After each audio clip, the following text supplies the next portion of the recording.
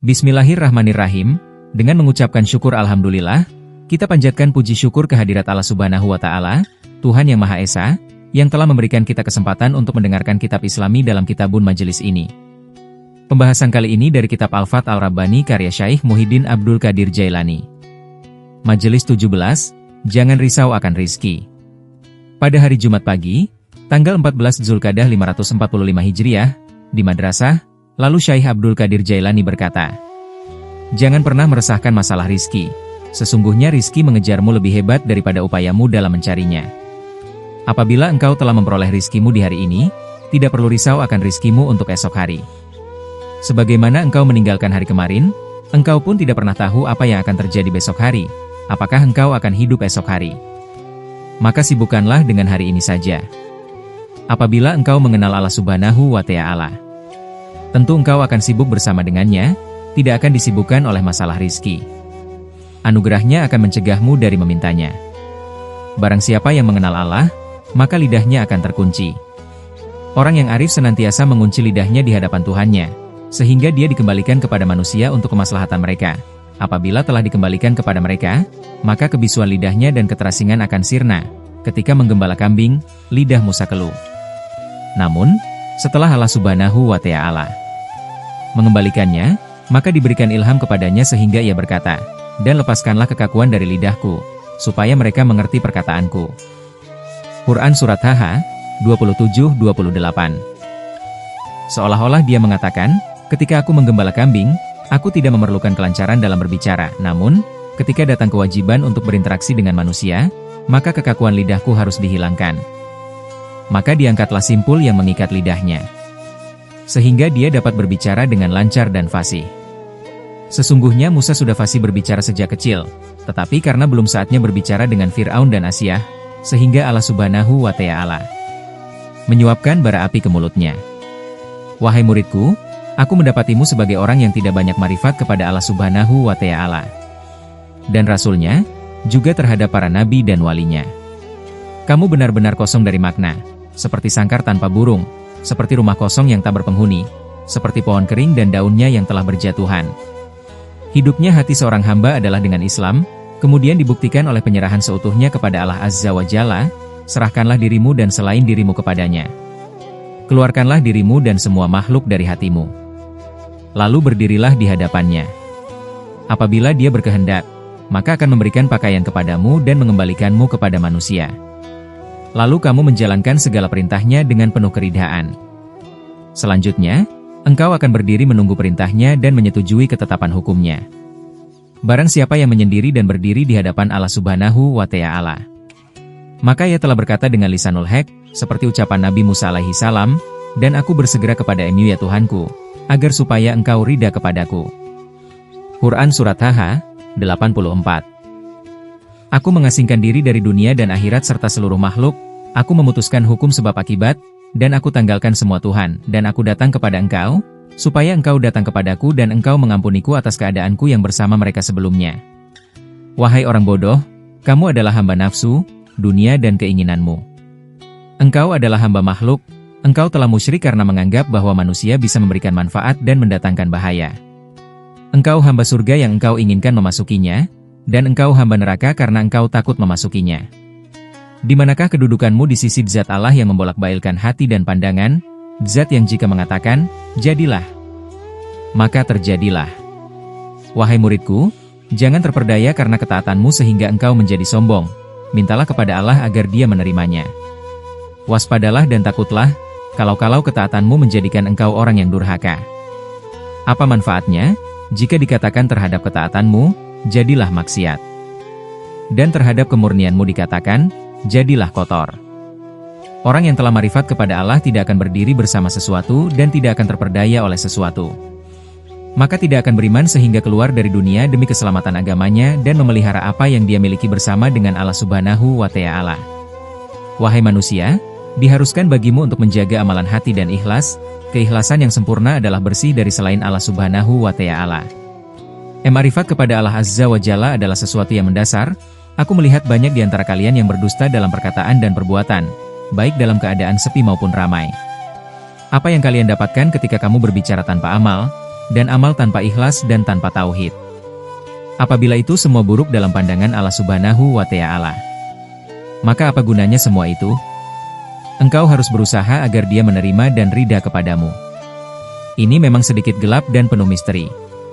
Kelak pada hari kiamat, semua akan dikeluarkan, lalu diperlihatkan kepada semua amal yang engkau perbuat dan engkau dalam keadaan nifak. Setiap amal yang ditujukan kepada selain Allah adalah batal. Beramalah dan carilah zat yang tidak ada sesuatu pun yang menyerupai Dia. Dialah yang maha mendengar, maha melihat. Singkirkanlah semua makhluk dan tetapkanlah Allah Subhanahu wa Ta'ala dalam hatimu. Singkirkan segala sesuatu yang tidak patut baginya dan tetapkan sesuatu yang layak dan wajib baginya. Sesuatu yang dibenarkan olehnya dan juga oleh Rasul-Nya. Apabila hal itu telah engkau lakukan, maka tidak akan ada lagi kekosongan di dalam hatimu. Temanilah Allah Azza wa Jalla bersama Rasul-Nya dan orang-orang syalih dengan pengagungan dan penghormatan terhadap mereka. Apabila engkau menginginkan kebahagiaan, maka jangan datang kepadaku kecuali dengan beradab. Jika tidak bisa menunjukkan adab yang baik, maka jangan sekali-kali datang. Engkau selalu berbuat kesia-siaan. Tinggalkanlah kesia-siaan sekarang juga agar engkau diberi pemahaman. Orang yang memasak pasti mengetahui apa yang akan dimasaknya, pembuat roti pasti tahu roti apa yang akan dibuatnya. Demikian halnya orang yang berdakwah, dia pasti mengetahui objek dakwah yang mendengarkannya. Duniamu telah membuat hatimu menjadi buta, sehingga engkau tidak dapat lagi melihat sesuatu. Maka waspadailah hal itu, karena terkadang ia mengangkat derajatmu dan pada kesempatan lain ia akan menjatuhkanmu. Dunia bisa membelenggu tangan, mengikat kakimu dan menyilaukan matamu. Apabila simpanan telah habis, lalu kepahitan datang, engkau akan mengetahui apa yang akan diperbuat dunia kepadamu. Ini adalah akibat dari cinta terhadap dunia dan rakus dalam menumpuknya. Inilah pengaruh dunia, maka waspadalah terhadapnya. Wahai muridku, selagi engkau mencintai dunia, maka engkau tidak akan meraih kebahagiaan. Sedangkan engkau mengaku cinta kepada Allah Azza wa Jalla, padahal engkau hanya mencintai akhirat atau apapun selain Dia. Orang yang telah marifat, tidak mencintai ini dan itu, tidak mencintai apapun selain Dia. Apabila hal itu telah tercapai, maka dunia menjadi miliknya, ia juga akan sampai ke akhirat. Adapun orang yang ada di belakangnya menyaksikan ia berada di pintu Allah Azza wa Jalla. Para wali itu pasti akan mendapatkan bagiannya meskipun mereka menyendiri. Bagian hati terdapat di ruang batin, sedangkan bagian nafsu tampak pada lahiriah. Bagian hati tidak akan datang kecuali setelah bagian nafsu dicegah keinginannya. Apabila telah engkau cegah keinginannya, maka pintu hati segera terbuka. Jika hati telah mendapatkan bagian dari Allah Subhanahu wa Ta'ala, maka ketenangan akan datang kepada nafsu. Dikatakan kepadanya, tidak perlu membunuh nafsumu. Maka bagian nafsu pun akan terpenuhi ketika ia berada dalam keadaan tenang. Tinggalkan lingkungan yang menggiringmu pada cinta dunia, carilah lingkungan yang membuatmu zuhud terhadap dunia. Sesuatu akan cenderung sama dengan jenisnya. Sebagian akan mengelilingi sebagian yang lain. Para pecinta akan bersama-sama dengan para pecinta, sehingga mereka akan menjumpai zat yang mereka cintai. Orang yang mencintai Allah Subhanahu wa Ta'ala akan mencintai karena Allah Subhanahu wa Ta'ala. Mereka akan saling mencintai dan saling menguatkan satu sama lain. Saling membantu dalam rangka menyeru sesama manusia untuk beriman, tauhid dan menanamkan keikhlasan dalam amal perbuatan. Mereka berupaya untuk menolong sesama manusia dan mengarahkan mereka ke jalan Allah Subhanahu wa Ta'ala. Barang siapa yang melayani, ia akan dilayani. Orang yang berbuat baik akan diperlakukan dengan baik, orang yang memberi akan diberi. Apabila beramal karena neraka, maka kelak neraka yang menjadi bagianmu. Sebagaimana kamu meminjamkan, seperti itu juga akan memperoleh pinjaman. Sebagaimana engkau adanya, maka seperti itu juga engkau akan dikuasakan. Amalanmu yang akan melayanimu. Engkau beramal dengan amalan ahli neraka, tetapi engkau mengharapkan surga dari Allah Subhanahu wa Ta'ala. Maka bagaimana bisa engkau mengharapkan surga, sementara amal yang engkau perbuat adalah amalan ahli neraka? Orang yang cerdas spiritual adalah orang-orang yang melakukan amal dengan hati mereka, tidak dilakukan oleh anggota badan semata. Untuk apa melakukan sesuatu yang tidak bersesuaian dengan hati? Orang yang ria adalah mereka yang melakukan amal dengan anggota badannya saja. Adapun orang yang ikhlas adalah mereka yang berbuat dengan anggota badan sekaligus dengan hatinya. Lah memulai amal tersebut dari hati, kemudian anggota badannya mengikuti. Orang mukmin hidup, sedangkan orang munafik mati. Orang mukmin beramal karena Allah Subhanahu wa Ta'ala. Sedangkan orang munafik beramal karena makhluk. Mereka mengharapkan pujian, sanjungan dan pemberian dari manusia atas amal yang dilakukannya. Amal orang mukmin mencakup semua aspek, lahirnya, batinnya, ketika menyendiri, dalam keramaian, dalam kelapangan ataupun kesempitan. Sedangkan amal orang munafik terbatas hanya dalam keramaian saja, sedangkan apabila sedang menyendiri mereka menghentikan amalnya.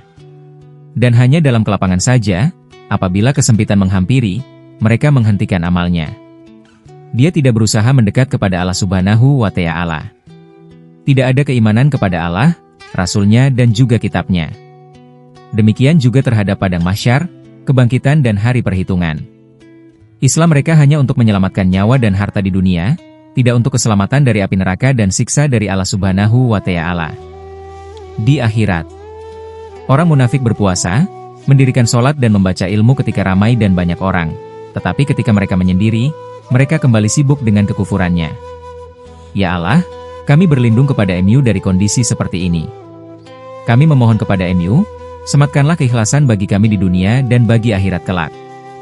Amin. Wahai muridku, hendaklah engkau menanamkan keikhlasan di dalam setiap amal.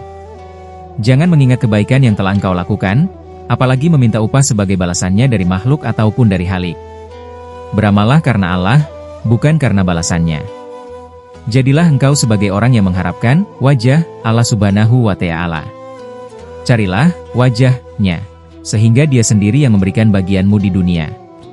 Apabila engkau dapat mencapai hal itu, maka engkau akan memperoleh surga di dunia dan di akhirat. Surga di dunia adalah kedekatan dengan Allah Subhanahu wa Ta'ala. Dan surga di akhirat adalah dapat memandangnya, sekaligus mendapatkan balasan sebagaimana yang telah dijanjikannya. Wahai muridku, serahkanlah dirimu dan apa yang engkau miliki kepada tangan kekuasaannya, kepada ketetapan dan takdirnya. Serahkan barang yang dibeli kepada pembelinya, dan kelak engkau akan menerima bayarannya. Wahai hamba Allah, serahkanlah diri kamu sekalian kepadanya. Katakanlah, jiwa, harta, surga dan segala sesuatu selain engkau, aku serahkan untuk MU. Tidak ada yang aku inginkan melainkan engkau. Pilihlah tetangga sebelum menentukan rumah, pilihlah teman sebelum menentukan perjalanan. Wahai orang yang menginginkan surga, untuk membeli dan menebusnya adalah sekarang, bukan esok. Dunia adalah ladang untuk berbekal, dan akhirat adalah tempat pembalasan. Wahai manusia, pada hari kiamat kelak, hati dan mata akan terbalik. Yaitu hari tergelincirnya setiap kaki. Setiap orang mukmin akan berdiri pada kaki keimanan dan ketakwaannya. Teguhnya kaki pada saat itu sesuai dengan kadar keimanannya. Pada hari itu, orang yang zalim menggigit kedua tangannya. Quran Surat Al-Furqan, 27, mengapa ia menganiaya? Orang jahat juga menggigit tangannya? Mengapa berbuat jahat dan tidak berbuat kebaikan? Mengapa lari dari Tuhannya? Wahai muridku, jangan terpedaya oleh amal, sesungguhnya amal perbuatan bergantung pada akhir hidupnya. Hendaknya engkau memohon kepadanya agar memperoleh kebaikan di akhir hayat, husnul hatimah, dan mengambil nyawamu ketika engkau mengerjakan amal baik yang disukainya. Janganlah berbuat taat kemudian kembali maksiat, jangan melakukan taubat lalu kembali berbuat jahat. Jangan mengikuti hawa nafsu, watak dan keinginan yang menjadikanmu durhaka, sehingga engkau menentang Tuhanmu. Sebab jika engkau maksiat kepada Allah, niscaya Dia tidak akan menolongmu. Ya Allah, tolonglah kami dengan ketaatan kami kepada MU, dan jangan hinakan kami dengan kemaksiatan yang kami lakukan. Ya Tuhan kami, berilah kami kebaikan dunia dan kebaikan akhirat, dan peliharalah kami dari siksa api neraka. Amin ya Rabbal Alamin. Berlanjut ke pembahasan selanjutnya.